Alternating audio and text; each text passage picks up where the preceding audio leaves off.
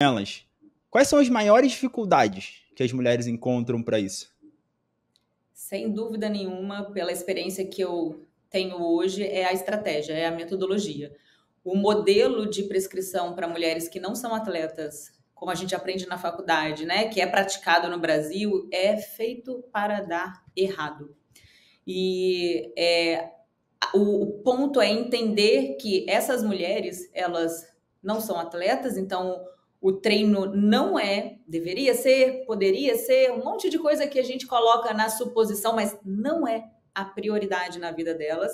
Os resultados sim, mas o treino não é. A rotina é multitarefas, então são mulheres que têm a casa para cuidar, filho, trabalho, marido, é muita coisa e muito imprevisto acontecendo. O treino ele vai ficando em segundo, terceiro, quarto, quinto plano. E para uma rotina que oscila muito, quando a gente prescreve da forma tradicional, pegamos um recorte da vida dela. Onde você vai treinar, quantos dias na semana você vai treinar e quanto tempo você tem para treinar. O planejamento é entregue com um recorte. A rotina oscilando, a chance desse recorte acontecer na vida dela é pequena e sempre que ele foge das mãos dela, o treino vai por água abaixo. E como resolver isso, né? Porque você tem uma fórmula hoje, graças a Deus, né? Sim. E para alegria de todas as mulheres. Então, você tem uma fórmula. Então, quais são os primeiros passos, né? Vamos tentar destilar bem. Vamos tentar se aprofundar bastante nisso. Quais são os primeiros passos para começar a resolver esse problema que, no meu ver, está sendo aí principalmente um problema de consistência e de regularidade, no caso? Isso. Enquanto essas mulheres, né, enquanto o praticante de treinamento de força não consegue regularidade, constância, não atinge resultados satisfatórios. O corpo não muda, a composição corporal não muda e a pessoa sequer gosta daquilo que ela está fazendo, porque ela não coloca o exercício, ela não consegue construir um hábito no exercício. O exercício não se torna um pilar sólido na vida dessa pessoa.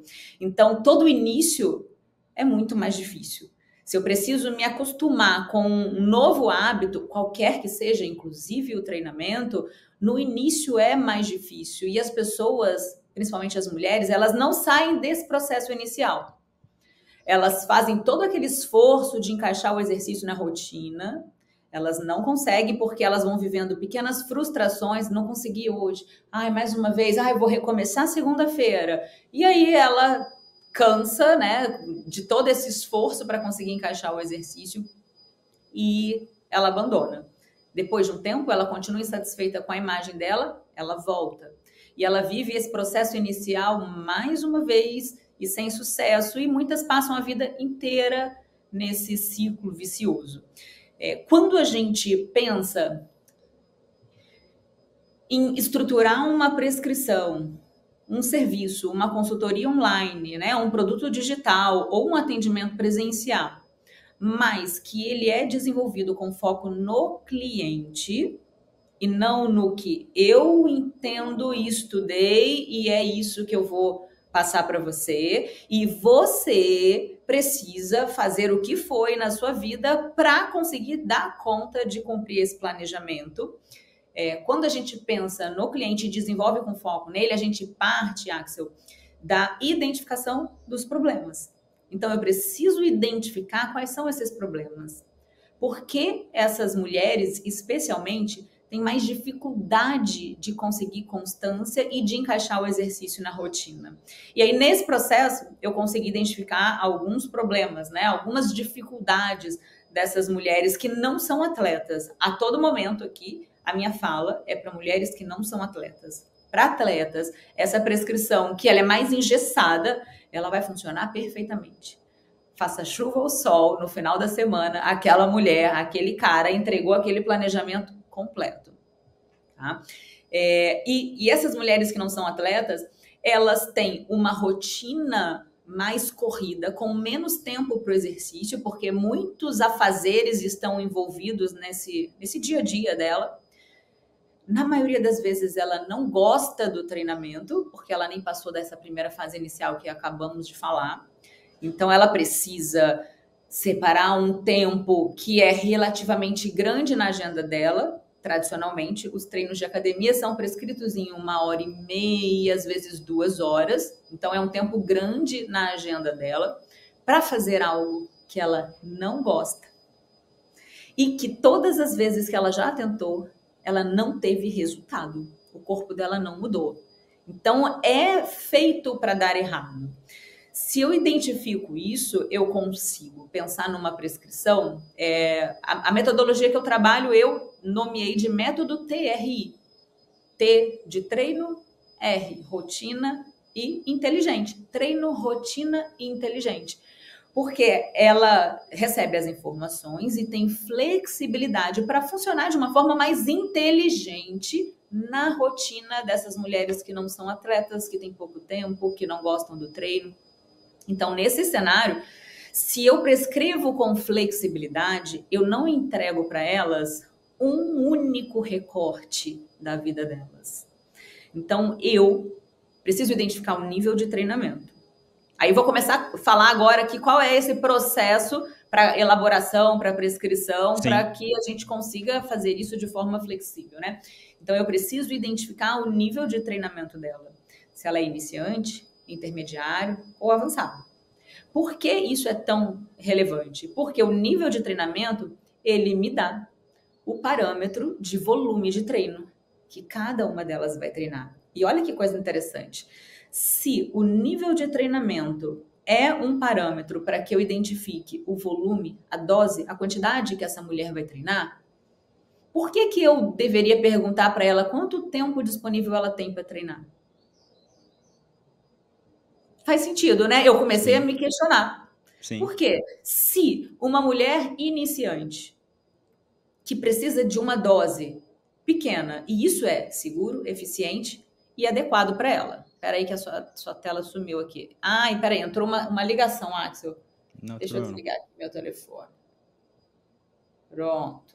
Não tem problema não, fica tranquilo. Peraí, Axel, a gente volta. Entrou uma ligação, conectou aqui no computador, esses negócios falam um com o outro, né? Só não fala com a gente. Às vezes é ruim, às vezes é um lado negativo da Apple, você vai fazer tudo, conectar tudo junto. Tudo conectado, mas vamos lá, já coloquei aqui no modo avião. Então, para que eu vou perguntar para uma mulher de nível iniciante quanto tempo ela tem para treinar? Se eu sei quanto tempo ela deve treinar, ela vai me dizer assim, não é? Esse é um ponto muito importante, com certeza. Ela vai me dizer, eu tenho 1 hora para treinar. Eu vou encher linguiça. Eu vou colocar ela com um volume, com uma quantidade, com uma sobrecarga que não é segura para ela.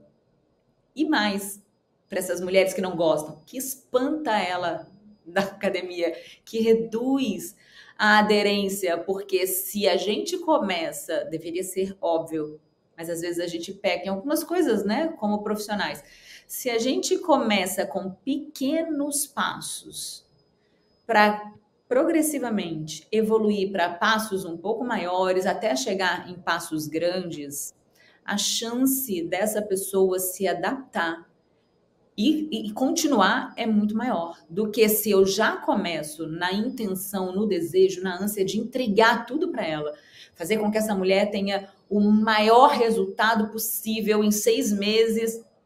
Eu vou estar orgulhosa do antes e depois que eu construí nessa mulher e vou usar esse antes e depois para poder trazer novos clientes, novos alunos. Mas e essa mulher?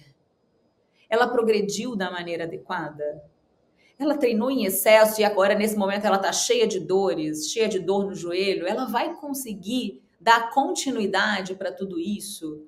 Ela assimilou tudo que era necessário na base? Porque quando a gente pensa numa base, eu preciso fazer ela aprender a realizar os movimentos. A técnica é muito mais importante do que fazer ela treinar em alta intensidade, do que fazer ela ter resultados surpreendentes e mudar a composição corporal. Não, eu quero que ela aprenda o básico, que ela fortaleça o corpo dela, que ela ganhe consciência corporal. Esse é o processo que a ciência, que os princípios do treinamento nos ensina na hora de prescrever e a gente precisa seguir se queremos fazer um trabalho de alta qualidade técnica.